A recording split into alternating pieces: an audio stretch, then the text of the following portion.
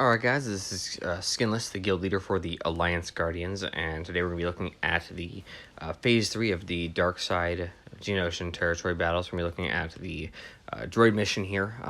So I'm definitely way over-prepared, I would say, for this mission.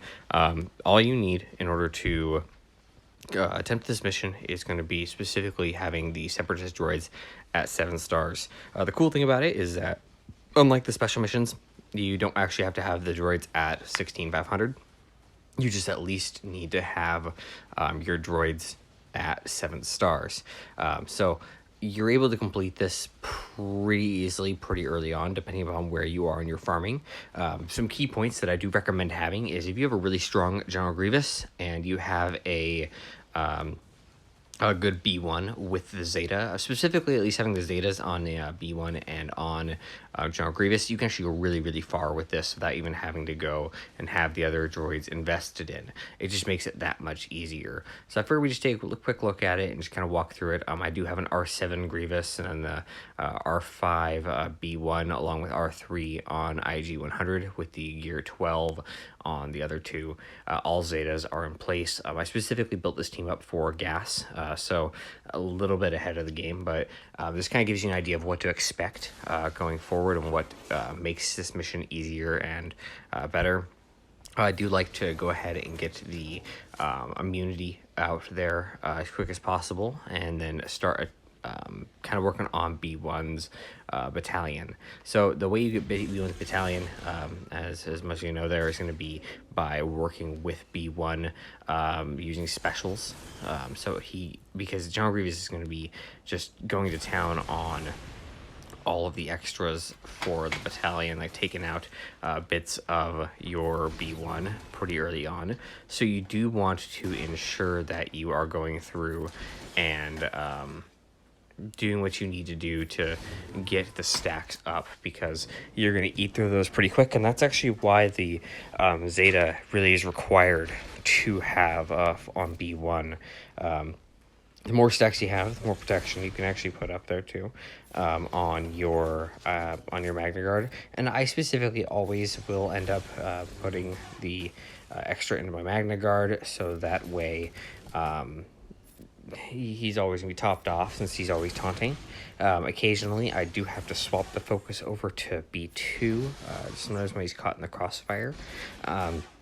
As always, you do have kind of a kill order that you can follow here that will make it much easier as you go along if you don't have the proper tunes in place. I do like to usually try to take out the AoE individuals first if I can, but right now, because of where we're at with the team that I have here, you can kind of see that we're just gliding right through the whole mission.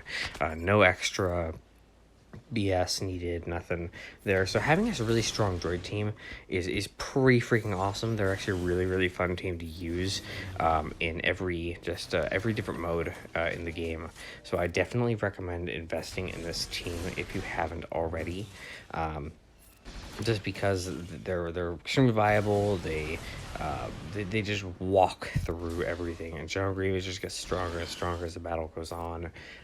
And having that IG 100 tune that we, us who started in this game forever ago, probably always thought was completely trash, and you probably unlocked with chromiums. And now look at us now, where we have to have this amazing IG 100 in order to try to hold on to our hope.